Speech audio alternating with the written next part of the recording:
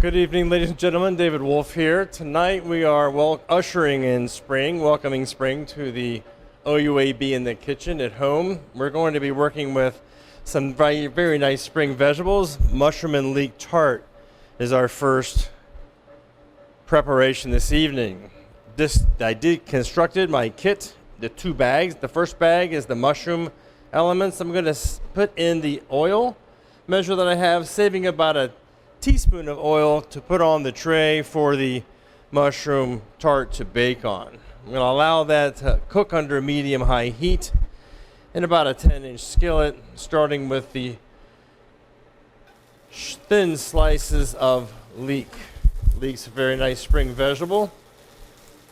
You find those in the marketplace today. It's a very nice root vegetable. Onion family is where it comes from. We're going to keep an eye on those and keep this mixture moving fairly consistently. Following right behind it with the chopped garlic.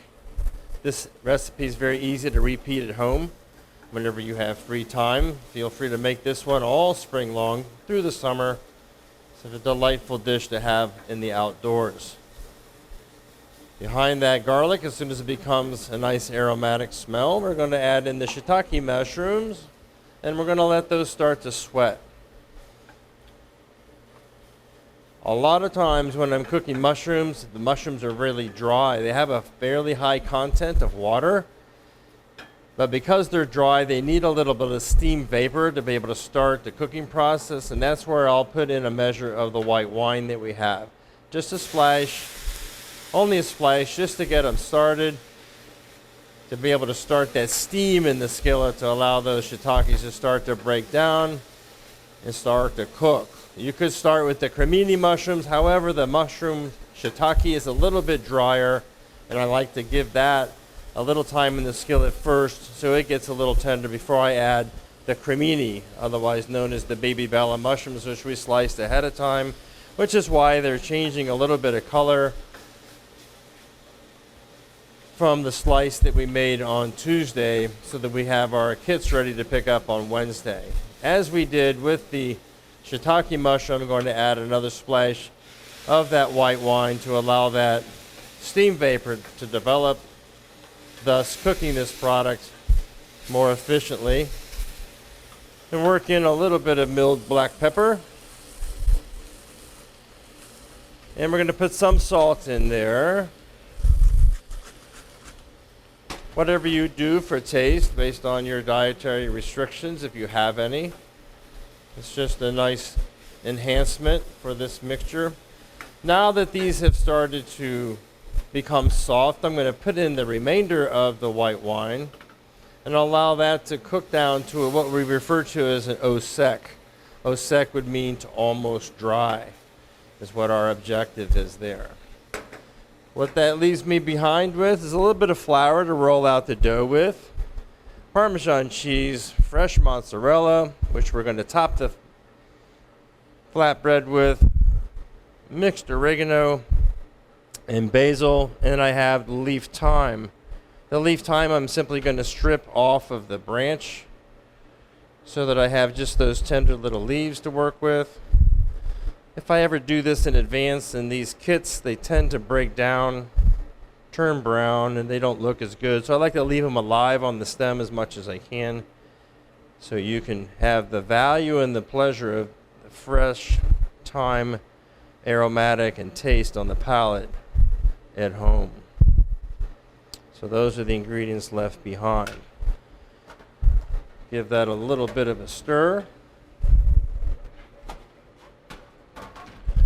Coming back to the skillet, I'm going to allow that wine to cook down to an au sec. I'm going to take the liquid from the fresh mozzarella and put that into the skillet. Even though that's not in your recipe, I think it's a good step to add that liquid.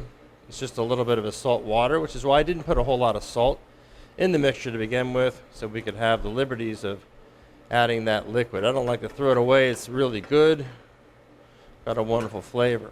Letting that reduce down, I'm going to add in the dry herbs and the fresh thyme, allowing them to infuse along with half of the Parmesan. I'm going to leave half of that Parmesan to put on top of that flatbread in the cooking process.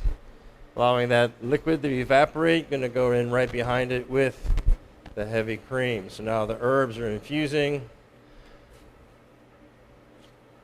with the liquids that were left behind and the heavy cream. I'm going to let that simmer very low and slow on the stove top while I'm rolling out the dough for the flatbread. We're going to refer to that as a tart moving forward because we're going to turn up the edges of that flatbread dough to make a tart out of it. A little bit of flour in your kit. Use that on the tabletop. We're going to stretch this dough by hand best that you can. You may do this entirely by hand if you wish. However, if you have a rolling pin, whether it be a handheld or a full-on rolling pin that Betty Crocker used to use and Julia Child back in the day, feel free to use that, whatever is convenient for you at home. But I would hand stretch it in the beginning just to be able to get to the process where we're going to move it from that point forward. I do have the luxury of a handheld, so I'm going to roll it out. Being conscientious of having a length, more of an oval shape, I want to be somewhat conscientious to make sure that the edges of this dough are thin because we're going to roll and tuck the dough to be able to create kind of a levee per se, or edges around the dough to be able to have this hold in this wonderful, delicious mixture that we have simmering here in the skillet. So I want to get it cooked down to where it's got a nice viscosity to it, a little bit thicker than what it is now, and ideally enough time to allow it to cool down to touch before it goes into the dough. So we have this nice rolled out dough. You continue to press the edges, and then we're going to start the tucking of the edges of the dough just by simply pulling up one corner and then putting our thumb underneath it in this fashion, and then repeating that process as we move along. Thumb is down, press up, pull, press up, pull and press, making this nice ridge around the dough. You can start at the top, go into any direction that you want, whatever is most comfortable for you to work with. Just kind of a pull and tuck type of a method to be able to create an edge or a border around that flatbread dough. It's a simple flatbread dough. Yeast, flour, water, touch of sugar, a little bit of salt. That's really all there is to it. A lot of really good dough recipes on the internet. Decent but not wonderful pizza doughs available in the marketplace in the freezer section of the markets, but I don't know. It's so much easier to make if you have a little bowl and a little bit of heat and a wet towel to put over the top of it. Bingo! Next thing you know, you got a very nice pliable dough to work with. I typically go for a high gluten flour if available, or bread flour available at the store, just so that I can have a little more elasticity to the dough, so I get that a real nice stretch on it, and it's going to hold the moisture because of the gluten strands that are left in it, and it gives us a little better chew like we expect it to be when we're having a bite of bread. So this is what I'm achieving on that. So now I have this nice edge around the outside. That's how we call it a tart. That little kind of a tart oval shaped, kind of artisan style. For that, I'm going to move over to the tray that we're going to bake it on. And if some of that oil I saved behind, I put on the tray, lined with parchment, or it doesn't really need to be. Lined with parchment just helps the release. And then you have some cornmeal in your kit to sprinkle on that oil on that tray, with or without parchment paper. Either way works out quite fine. And then we're going to transfer that dough onto that tray. Give it a little bit of a stretch so that we have a canal. Sometimes you could brush, if you wanted to brush the edges with egg, you could to develop a nice shine and golden color on the crust. It's up to you. Next, we're going to have this cool down mixture of mushroom and leek, and drop it into the center of the dough. I'm going to spread that around a bit to the edge. Cooling it down just helps a little bit so you don't develop a steam on the dough itself. But if you're going to go directly into the oven at home, I would probably do a 375 to 400 degree oven to cook this in.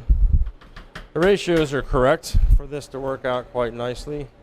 Remainder of the Parmesan cheese, even though your recipe may read to put all the cheese in the sauce, it's up to you. I like to have it on top because I like that golden brown color that I get from the cheese as it melts, followed behind with the slices of mozzarella. I typically will break them up into small pieces so that I have more bang for my buck and have them spread out more evenly throughout the topping of that leek and mushroom mixture.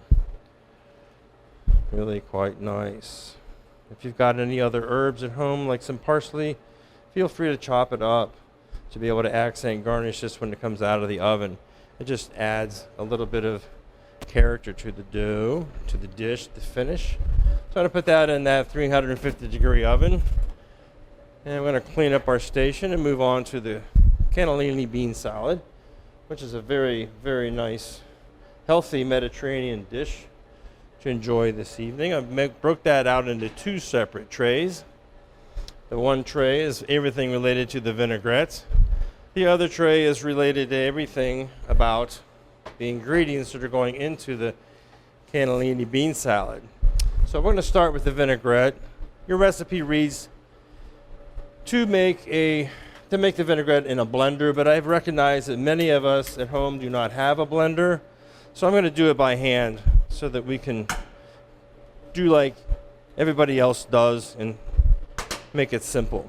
So mustard is our emulsifier this evening for this vinaigrette. We want it to be have a little bit of thickness to it. Moving in right behind it with a white balsamic vinegar. I'm going to zest a lemon. Hopefully by now, as many lotteries as you've won, you've been out to the store and invested in a zester, because if you don't have one, it'll be probably one of the best kitchen items that you'll buy this week that'll do you justice for all types of applications. It is almost what I would consider sinful for us to throw away or to juice a lemon or an orange or a lime, if we haven't zested it already. You can zest if you just want the juice for a cocktail, or you want the juice for some other application like a tea or something like that. Save that zest, put it in an ice cube tray with a little bit of water and freeze it, and then you have this wonderful flavor of lemon going into whatever the item you're going to be making. Juice the lemon and the zest. It's going to give it a super bright flavor. The zest is where all the money is in flavor of the lemon. The juice is ideal for the acidity that it brings to the dish, what we're using for whatever application it might be. But really the flavor is going to be coming in from when we have the zest itself. So now that I have those ingredients, adding the parsley that we chopped, the last thing I go into that mixture with is the oil. And that's the emulsification process. So keeping that whisk moving pretty rapidly as we put in just a few drops of the oil in the beginning. If you add it in the oil too fast, you're going to have kind of a broken, separated mixture, and we want that to be a homogenized combination at the end so it's nice and creamy, as a white balsamic should be. If you're using the mixture, you can put all those ingredients in as I did, and then have the motor running with the blade spinning, adding that oil nice and slow, and you're going to have a beautiful vinaigrette in enough quantity to be able to use for this evening and for tomorrow, and maybe the next day to be able to dress some greens, or perhaps put it on your toast before you spread on your avocado in the morning. I know that sounds crazy, but I think those bright flavors of a nice, sweet white balsamic vinaigrette are far better for us than butter. Butter has a lot of good applications. I love it, but I don't think it's always good for us to have on all meals. So now I have this nice balsamic vinaigrette. I'm going to give it a little taste. I'm going to make sure it has flavor. It does, but it's going to lift a lot more if I add milled salt and pepper to that mixture. There's really nothing there for the salt and pepper element. I want to have enough in there to be able to enhance the flavor of the salad. So now that I have the vinaigrette made, I'm going to reserve a little bit of that for another time.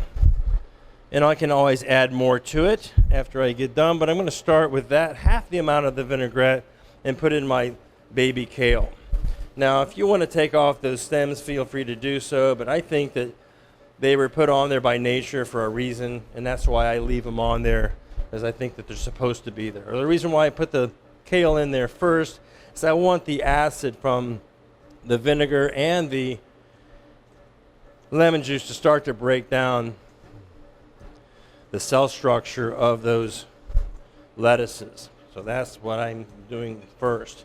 Behind that, I'm going to go in with the olives, nice bright flavors of briny olives from the Mediterranean. Oregano chopped dry, basil chopped dry. If you have fresh basil at home and you make this again, go for fresh. I always want to go for fresh, but it's tough for us to pack some of those fresh herbs in our kits because they just don't last very long in the transport and the downtime from Tuesday to Thursday when some of us pick up our kits, or even Friday when we actually make the dishes. It just depends on what our schedules are like. So now this is wilted down a little bit. I'm going to add in the onion, followed by the dice of cucumber and the slices of grape tomatoes, and then finishing with the cannellini beans, which are basically just a white kidney bean is what they are. So I think this is a wonderful little salad that can be used for a lot of applications. To me, this is a dinner in itself because you got the proteins from the cannellini beans, wonderful flavors of all those vegetables. So you're doing yourself justice for your plan for health by putting a lot of those vegetables into your system. One of those healthy attributes is that have you had half of your plate with vegetables this evening? And that's the question you may ask yourself. And if you did use that one as a choice, you can answer that question as a fast and furious yes. I have half of my plate with vegetables. And that's a good thing. It's what we're supposed to be doing. Thinking Mediterranean, walking like it's no tomorrow, etc. Some of the feta you could put into the salad. I like to save some to put on top just because I like the look of it. Mix that in there. I don't mix it up too much because it doesn't have a very desirable flavor if we mix it too much. We're going to present some of that cannellini salad in a nice bowl, attractive. We're going to serve that together with the mushroom leek tart. I would recommend a pair of tongs over this spoon so you can have a little better movement of the product from point A to B. Always like to see the feta cheese on top just for presentation. We'll come back and take a look at that in a minute. So our tart should be ready at this point.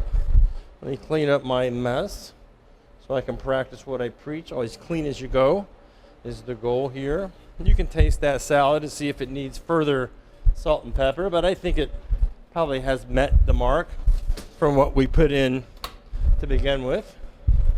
So now I have the tarts come out of the oven. We're going to simply cut that tonight just because I want it to be more of a portion control item. So we have a little spatula to help transfer that. Hello, there's a knife in the way. Cut that onto the cutting board so it looks good. A nice, pretty presentation. I held back a little bit of that parsley just because I can't take it. I have to have some beautiful color on top of that tart. And so that's what I did with that. So I'm going to cut that. Maybe I'll cut it into wedges. Be able to serve a couple, 3 people here. And I like the kind of artisan look you get from a tart like this. It's not so disciplined like you're going to La Chatelaine or Fox in the Snow or Pastéis Vera. This is more of a look that we would get from making something at home. And to finish that off with, I'm going to put my favorite looking piece, which has all that nice mozzarella on it. Put that on the thing. If I'm hungry, maybe I'm going to share this with somebody else. I'm going to put 2 of them on there.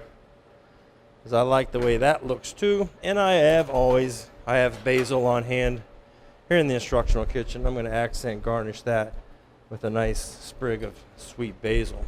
So that is our OUAB in the spring kitchen tonight, where we have a beautiful presentation of a mushroom and leek tart with a nice cannellini bean salad with a white balsamic vinaigrette. Hopefully you will enjoy this as much as I did. As soon as I turn off this video camera, I'm going to have a bite of that cannellini bean salad.